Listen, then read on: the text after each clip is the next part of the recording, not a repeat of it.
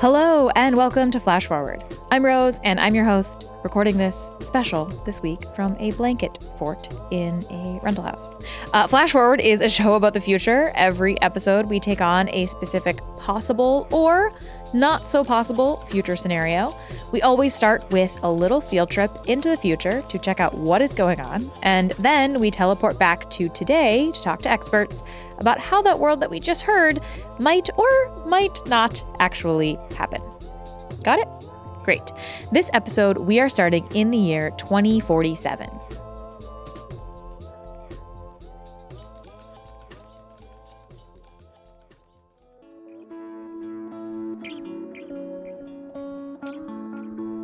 Has this ever happened to you? You're trying to light a match, but end up burning your fingers. You're home from a tough day at work and just want to put on some relaxing candles, but you can't get the wick to light. Your space heater singes your carpet, but doesn't seem to warm up the room. You need Safe Glow, the no-heat flame sensation that's sweeping the nation. Safe Glow lights instantly. No more struggling with matches or waiting around for your fireplace to kindle. Just instant fire, wherever and whenever you need it. No need to worry about kids or pets hurting themselves on a hot stove or accidentally getting hold of your lighter. Safe Glow is cool to the touch and completely safe and non-toxic to humans. It toasts your bread, not your hand. The possibilities really are endless. Safe Glow is a safe and effective alternative to fireplaces, heaters, stoves, campfires, barbecues, candles, matches, lighters, and more. Available in a range of sizes and colors. So what are you waiting for? Call now to get your Safe Glow home fire kit and receive a free pocket flame on us.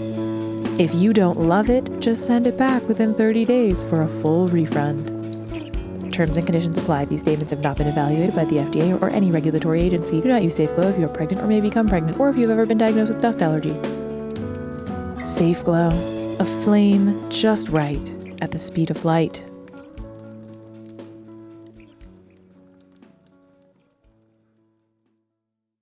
Okay, so today's episode is special because you are mostly not going to hear from me. Instead, I am handing this one off to Julia Linas Goodman, producer extraordinaire, who had a big question that they wanted to take on. What's the deal with fire? Why is it so dangerous, yet so fascinating? And what would happen if we didn't have to worry about it at all? For a long time, I've had this question about why humans still face so much danger from fire. I mean, it makes sense to me that back when most people were cooking food over an open flame and heating their homes with fireplaces and using candles for light, fire would be a pretty big problem. But things have changed a lot since then. It's been nearly 150 years since Thomas Edison patented the light bulb. More than 85% of homes in the US rely on electricity or natural gas for heat, while only about 2% primarily use wood. And we have all different kinds of ways of cooking food, from gas ranges to induction stoves, that seem like they should be a lot safer and less likely to start an out-of-control fire. And there are way fewer fires than there used to be. In 1980, there were nearly 3 million fires in the US. By 2019, that number had dropped to 1.3 million, which is especially impressive considering how much the population increased over that time. But that's still kind of a lot of fires, and thousands of people still die in them every year. So, why is fire still so dangerous to humans? Would it ever be possible for us to be completely safe from it? To answer that question, we need to start with a much more basic one. What is fire exactly? Like, how does it work? It's an exothermic chemical reaction. That means it gives off heat, and it involves the emission of heat and light in various intensities. Basically, what happens is a fuel, typically carbon-based fuel or hydrocarbon-based fuel, mixes with oxygen from the atmosphere to produce carbon dioxide and water. This is John Lentini, a certified arson investigator who spent decades studying how and why fires start. One of the most surprising things he told me was that solids actually don't burn. Everything takes place in the gas phase. So flammable liquids don't burn, combustible solids don't burn. It has to be turned into a vapor in order to burn. So, say you're burning a piece of wood. The fire causes the chemical bonds in the molecules to break, and that releases liquids and vapors. And then the vapors are what actually burns. In other words, with enough heat and oxygen to react with, the wood will start to break down from a solid into a vapor. And the vapor is actually what catches fire and produces flames. Okay, so why do some things burn while others don't? Like, when you put a metal pan on the stove, it gets really hot, but it doesn't catch fire. That's because the atoms in metal are much more tightly bound together than those in wood, so it takes a lot more energy to separate them. However, metal can burn. It helps if you grind it into a powder first, breaking apart some of the atomic bonds. But even if you manage to grind up your silverware, that still doesn't mean you'll be able to light it on fire. And please, do not try that. Fire needs 3 key components to burn, which is often referred to as the fire triangle. And the triangle consists of fuel, heat, and oxygen. And you've got to have all 3 of those, or you're not going to have a fire. Wood molecules already contain oxygen, but pure metals don't. So fireworks, for example, need powdered metal plus additional oxygen sources to ignite. This also means that our intro scene about fire that burns without heat is impossible as far as we know.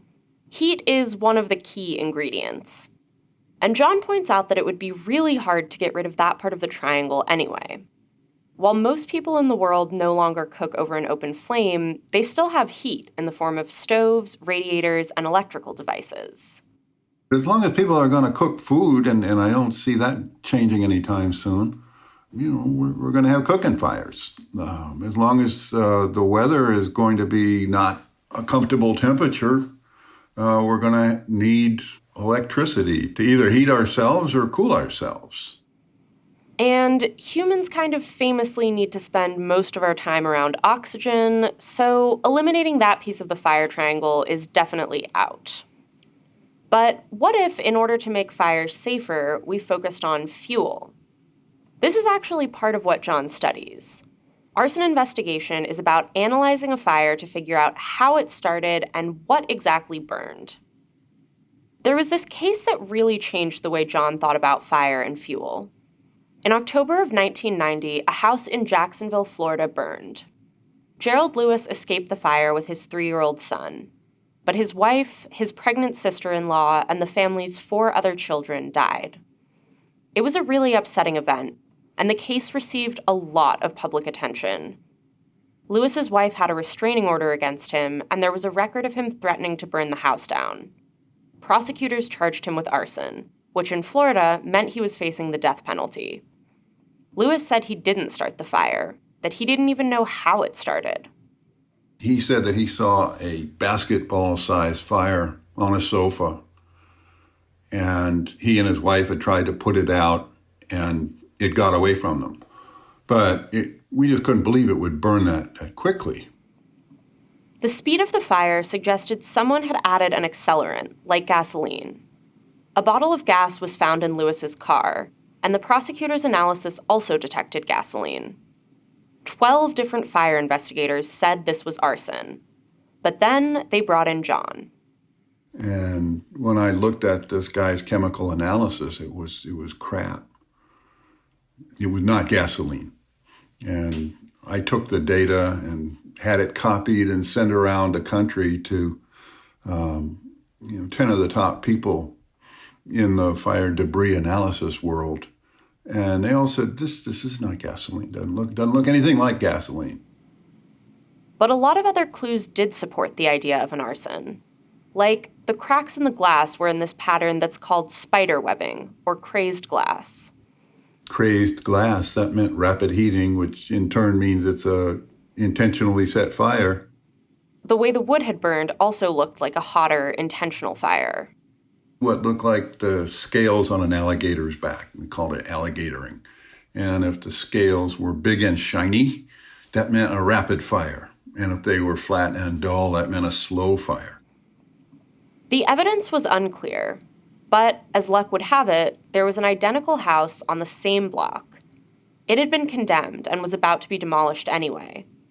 So the team decided that instead they would burn the house down, imitating an accidental fire like the story Lewis told.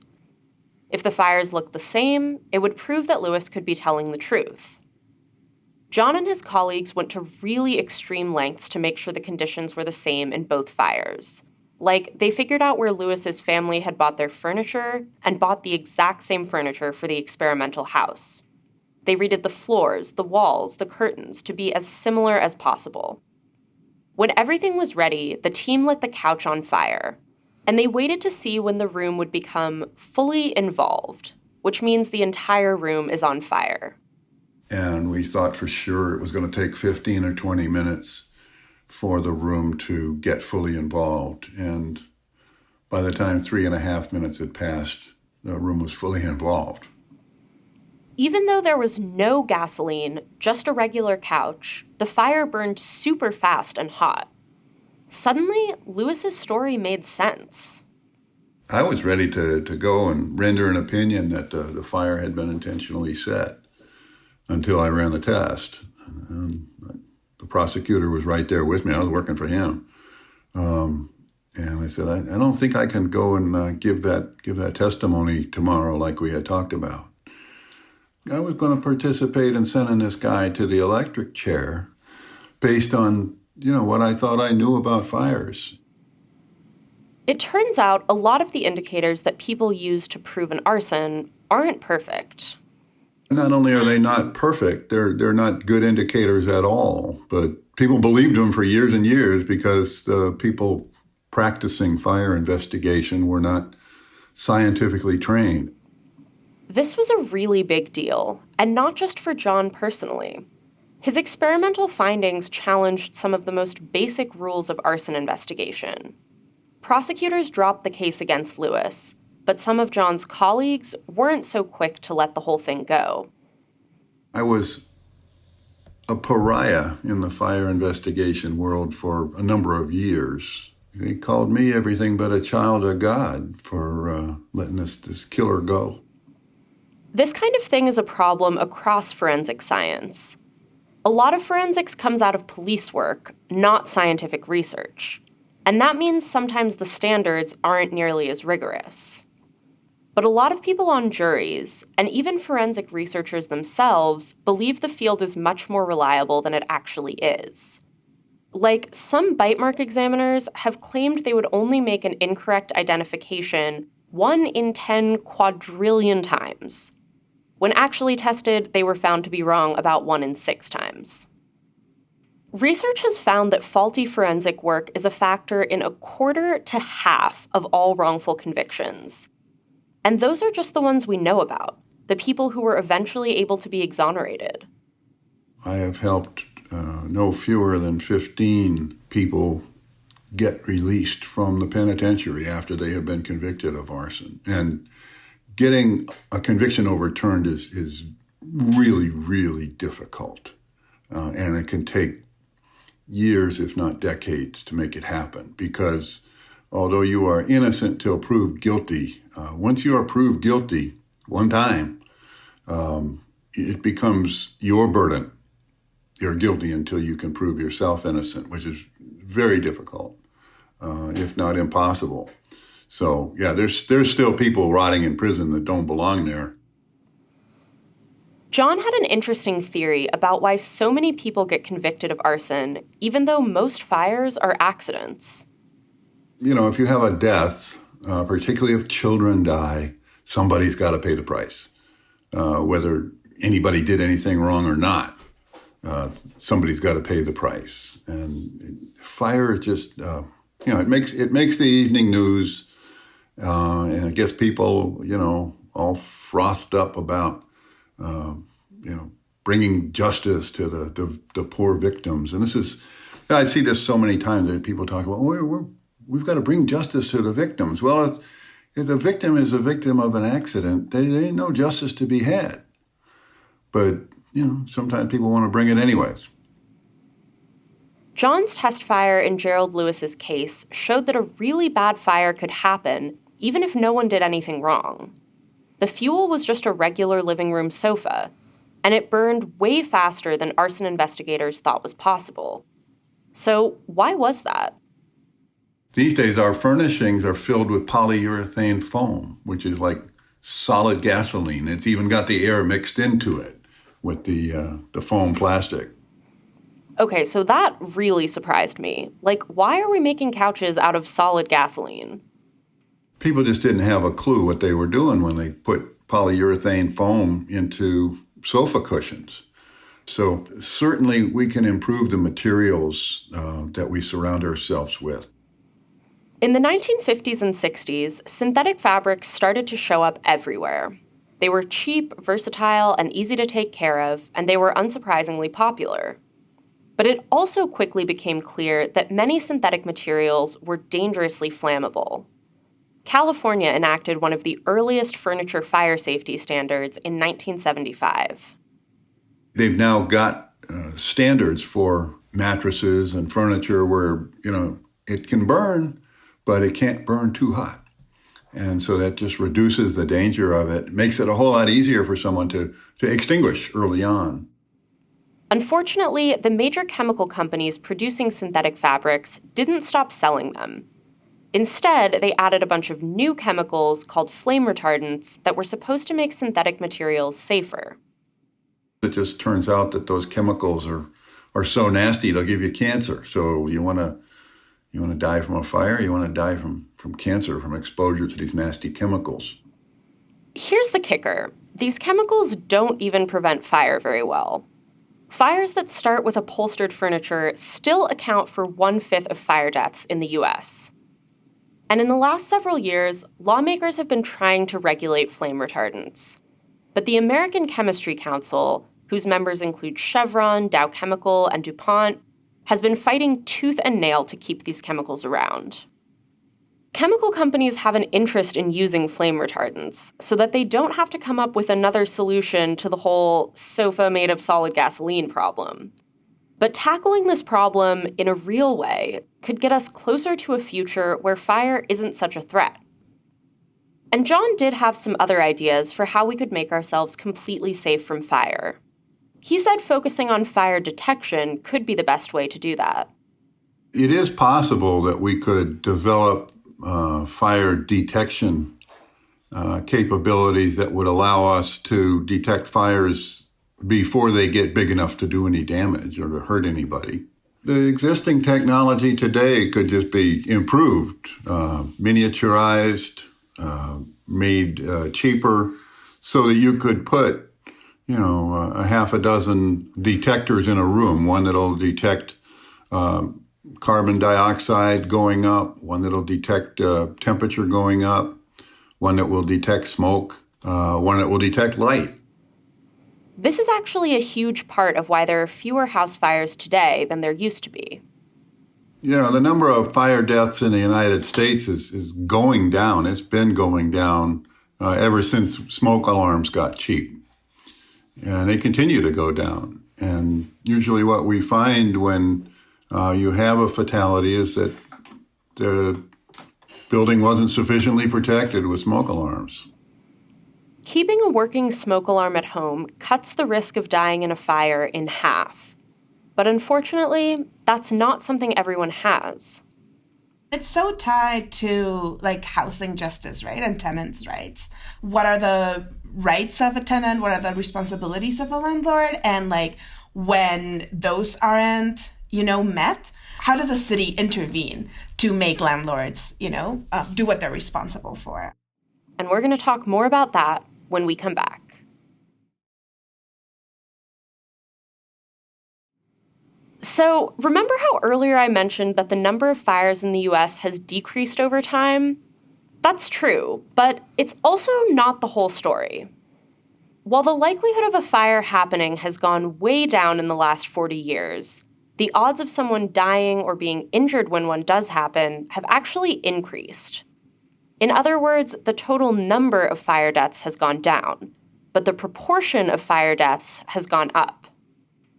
ensuring that we have fire detection, early warning systems such as smoke alarms, all that's really helped and brought down the number of fires that occur.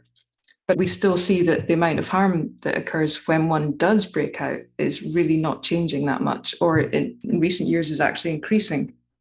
So I think it's probably an easier task to try and stop fires from occurring than it is to stop fire deaths and fire injuries.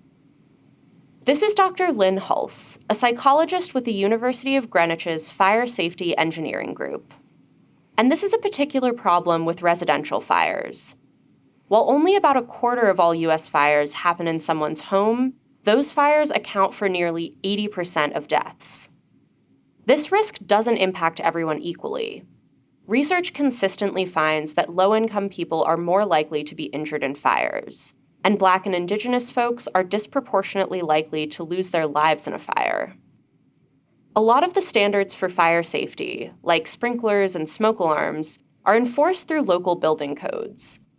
But this process is rooted in a history of racist housing policy. You could basically sort of overlay, maps of redlined areas. That would give you the heat map, really, in essentially of properties that would have multiple code violations or foreclosure or things like that. This is Nisha Balaga, the co-executive director of a nonprofit called Hester Street. We're an urban planning, design, and development nonprofit that works to ensure that neighborhoods are shaped by the people who live in them. In 2018, Hester Street started working to identify specific parts of the code enforcement process that could disproportionately harm low-income people and people of color. People rent a room in a home, and like sometimes those rooms don't have windows, right? And that is like a fire hazard. So when a code enforcement officer comes to their home, the house might be condemned. There might be code violations. And it is in the interest of keeping them safe. But at the same time, what happens is that, because when housing is in bad condition, when, landlords are doing not so great practices, what happens is that people end up without a home. This is Jimena Veloz, a senior project manager at Hester Street. One issue is that landlords are more likely to neglect the homes of low-income tenants. Residents below the poverty line are less likely to have functioning smoke alarms, for example. In lower income neighborhoods, landlords tend to invest less. And that sometimes is around, things that will make a home safer, around fire, but also around, health. In fact, paying a fine tends to be cheaper than fixing the problem. They might get a code violation, for example, pay the code violation, but not repair the issue. So it's sometimes part of the business model, and that impacts the lives of residents. And sometimes even homeowners can't afford to make repairs. Low-income communities of color have a harder time getting loans to improve their homes. So they see a higher rate of code violations because sometimes they just don't have access to the money to make their property safe and healthy. Often, low-income communities of color don't get the support they need from city agencies. They sometimes get to properties when it's too late, when the only solution could be to condemn a property and make sure no one can live there, or to demolish a place. And what we think of as equitable enforcement is, on one side, to be proactive and make sure that properties don't get to a place where they're falling down or they're really unsafe and you have to make people, leave. Neighborhoods where more people of color live can also receive more negative attention from code enforcement. Some rules are subjective, leaving city officials to decide on a case-by-case basis if a situation is unsafe or unhealthy. For example, a lot of violations in some cities are about the number of people living in a certain size unit, or a unit that might have, one bedroom and you have 5 people. And I think that is something that, depending on cultural norms, depending on your economic situation, we talked a lot about it. It's derived from the belief that a suburban model of a 3-bedroom house for a family of 4 is what's safe and healthy. When cities respond to situations like this with an eviction or foreclosure, it doesn't mean that families will move on to a better situation.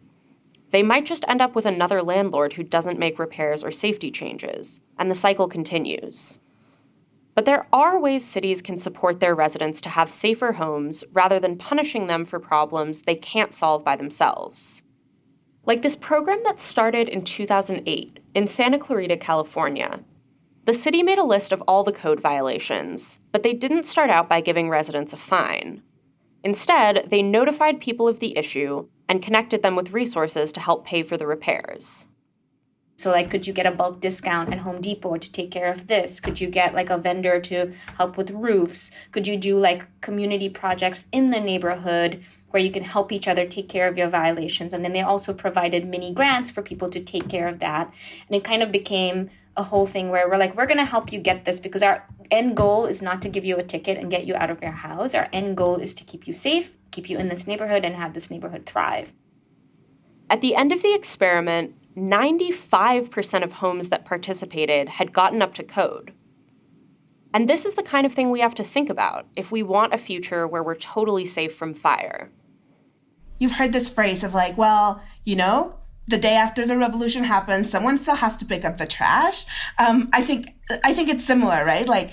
After, everyone has safe housing, buildings will still have leaks and there might still be pests and they will still need maintenance. So how do we invest so that a building's decay doesn't affect residents and doesn't put residents at a disadvantage? There's another piece to the home fire safety issue, one that's less about detection and prevention and more about what people do after a fire breaks out. Fire services will usually have short statements, something along the lines of get out, call, in the USA it would be 911, and stay out. Usually doesn't happen. That's Dr. Lynn Hulse again. And to be clear, if there's a fire in your house, you should get out. But Lynn says the situation is a little more complicated than that. Because when there's a house fire, it doesn't matter that people are told to leave and call for help right away. Most of them don't. In fact, in an estimated 60 to 80% of home fires, people don't call the fire department at all. Instead, they try to handle it themselves. And then we also see quite a substantial number of people trying to re-enter buildings before they've been told it's safe or before the fire service have got there to secure it. Lynn worked on this one study that showed people clips of different-sized kitchen fires. The videos lasted for just a couple of seconds because they wanted to get people's immediate reaction, the time they might have in an actual emergency. We asked them if they would enter the room with the smoke or if they would attempt to tackle the flames. And we saw quite a large number of people saying yes to that, or at least saying we're not sure. Even for the largest fire, where the flames spread up the wall and reached all the way around to the ceiling, about a third of people said they thought they could safely put it out by themselves. This was just one study, but it seems to support the evidence about how people behave in a real fire. And Lynn says maybe we need to start accounting for that in the way we teach fire safety. I think there has to be a compromise between what civilians want to do and what the emergency services want them to do. Today, again, the messaging has been very much just telling people, get out and leave it to the professionals. And we would like to see more people get out if it is a larger fire. Obviously, if it's beyond their capability, they shouldn't be trying to tackle it. But perhaps the emergency services and the industry of fire safety could accept more that people will try and tackle it first themselves and therefore give them the training to help them not only handle fire protection equipment such as fire extinguishers or fire blankets, but also help them recognize what is a fire that is possible for you to tackle and what is one that is most likely to be beyond your capabilities. So don't even try. This might be a funny comparison, but it kind of reminds me of abstinence-only sex education. You shouldn't tell people just don't do it at all. You should help them figure out how to respond safely. Exactly. Yeah. This isn't the only way that we might need to rethink fire education, especially when it comes to wildfires. How many people grow up with Bambi and Smokey the Bear and all these negative things that teaches you to fear fire and that fire is bad? What if you had just the opposite training and teaching that this is how fire is good for the fish, good for the water, good for the wildlife, good for those plants? And that's what we're going to talk about when we come back. Okay, we've talked a lot so far about structure fires, the ones that happen in our homes, workplaces, and other buildings. But while structure fires have gotten way less common over the last few decades, wildfires are becoming larger and more intense. Between the 1970s and 2015, the U.S. Forest Service estimates that wildfire season got at least 2.5 months longer. And if you live in a place like the Western United States or New South Wales in Australia, you've probably noticed this. It's fueled partly by climate change. We see an extreme variability that's increasing towards the more extreme ends of drying and wind and heat waves that really are unprecedented. This is Dr. Frank Lake, a research ecologist with the U.S. Forest Service. I'm a Karuk descendant of the tribe here in Northwest California. So I'm an interesting individual in the nexus that I have a PhD in environmental science with ecology emphasis, so I'm Western academically trained. And then I have the traditional teachings and upbringing of my native culture. And climate change is definitely making wildfires more extreme. So we always know that there's trends towards when it gets warmer and drier climatically that you have more fire potential. But that's not the only problem. The way humans interact with fire has also changed significantly over the last couple of centuries. For thousands of years before European colonization of the Americas, indigenous communities lived in the Western United States. And through that time, people learned and adapted to their environment, learned how to live in place.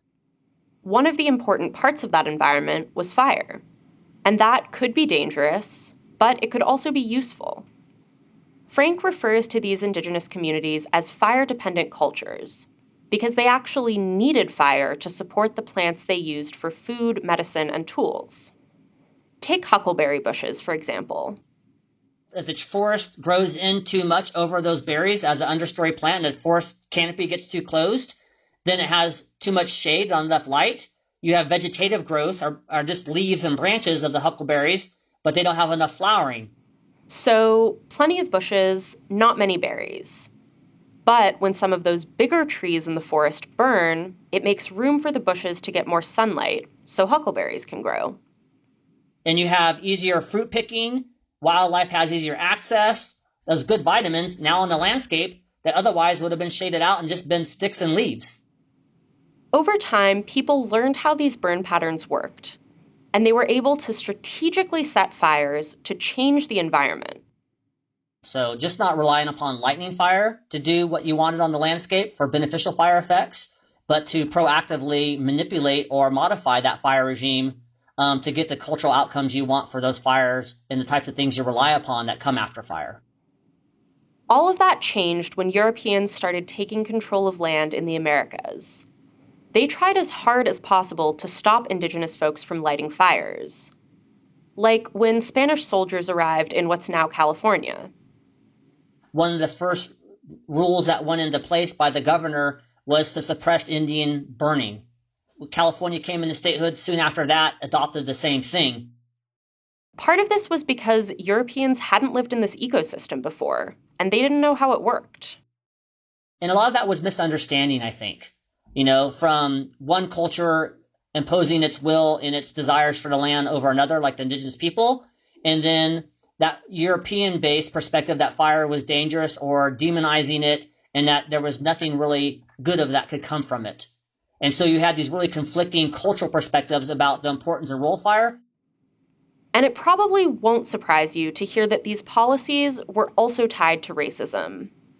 The attempt to suppress fires was part of a broader strategy to remove indigenous people from the land. A lot of the areas that Americans and other colonists settled in were Indian villages that, because of disease, were abandoned, because of forced removal, were then open for homesteading and for claim. And those areas were open and plowable land. There was large, big trees for timber. And part of the American narrative at that time, and Spanish narrative, was that these were wild, savage, heathen Indians who just wandered the landscape, who didn't manipulate their environment. But that wasn't true at all. The land was open and lush and nice to live in because it had been carefully cultivated over thousands of years. And they also wanted to minimize the acknowledgement or recognition of Native people as being stewards and caretaking that, so then they could capitalize on those resources as part of their own security and interest. And I also think, there was an association between Indian burning and that was counter to the interests of the colonial settlers, right? So you demonize both of them, you remove both of them from the landscape, you say both of them have no good benefit here, Indian people and the fire, and then it changes the narrative and people's outlook on it. European colonists' fear of fire was closely linked to their fear of the indigenous people they were tyrannizing.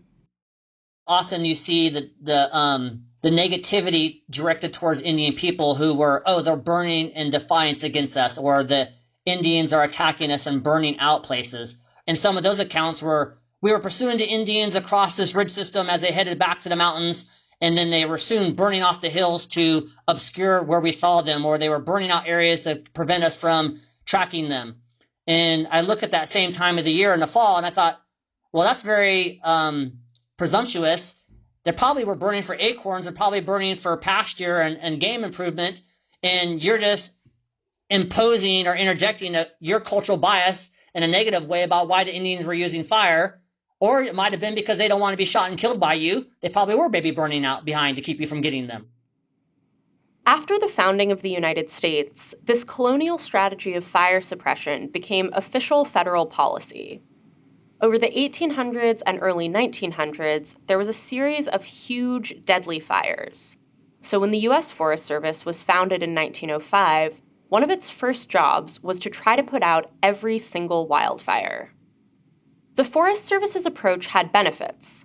They started a fire research program and kept track of where wildfires were happening. Federal rangers were able to warn communities if a fire was headed their way. But there were also a lot of downsides. Suppressing smaller, less dangerous fires meant that forests got denser, so that when fires did break out, they were bigger and more intense. Trees that used to be burned off as seedlings don't have fire now for 40, 50, 80, 100 years. They grow in. Now they're very large trees that are growing through that matrix of that former, more open stuff. And so now when you have fires that start, because of the removal of that fire that hasn't kind of cleared out and removed that, you're having more intense and extensive fires.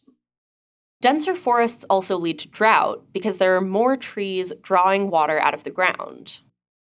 And then you have a change in that forest of a bunch of thirsty vegetation that when they don't get enough water, they die and they become now a fuel, and that feeds into the next fire if and when they burn. And that's where we are today, trapped in this vicious cycle that builds on itself, leading to bigger and bigger fires. Climate change is a part of it, but it's also about the whole way we as humans interact with fire. And this has had particularly devastating impacts for indigenous fire-dependent cultures. With fire exclusion, the forests have got denser. Those areas that they used to be able to gather in are no longer have the quality of resources there, and that's really impacting them in their food security and their ability to perpetuate their culture that is linked to fire. For Frank, having a safe relationship with fire doesn't mean that humans completely control it. It means that we respect it and learn to live with it. What would it be like if our whole society was a fire-dependent culture, and when we saw wildfire or we saw fire used on our terms, we just didn't see it as something that was catastrophic, that was deadly, that was harmful, that was bad, but we saw it as a system of renewal, as something that's going to benefit us, and that's something that we can revere, but also have a little bit of healthy fear over. And that actually means spending more time with fire, not less. Modern humanity has really separated itself and tries to have all these other things like air conditioning, the built infrastructure, harnessing the power of fuel into a different form of energy than actually feeling the heat and having combustible material. But if you were actively gathering fuel, that's what tribes did, and many of them still do in places. We rely upon wood heat, cooking, food preservation, ceremonies. That is fire material that won't burn in the next fire because you've gathered it and had it in a more predictable, desired, contained aspect use of burning it. In the last few decades, as wildfires have gotten more and more catastrophic, Western forest management has started to recognize the need to try something different. And part of Frank's work is bringing together the Forest Service's resources with Indigenous knowledge of the environment.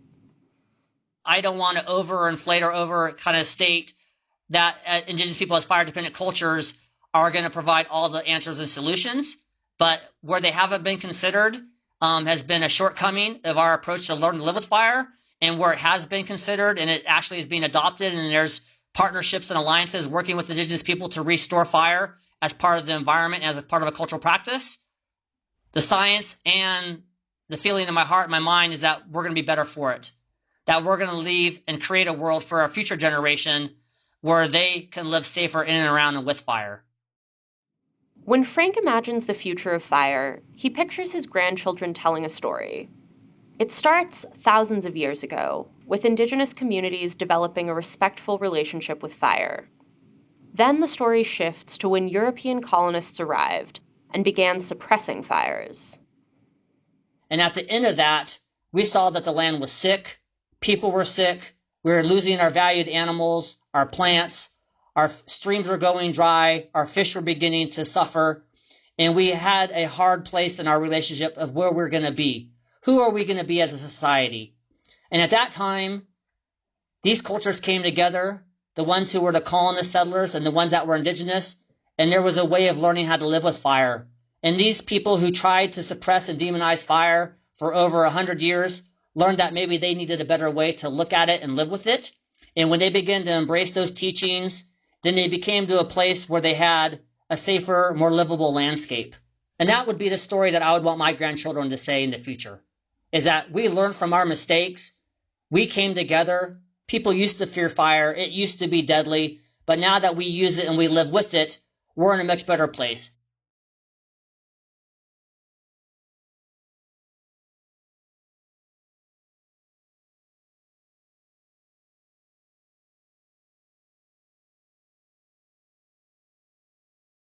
Flash Forward is hosted by me, and today's episode was hosted and produced by Julia Linas Goodman. The intro music is by Asura, and the outro music is by Hustalonia. The episode art is by Maddie Lubchansky.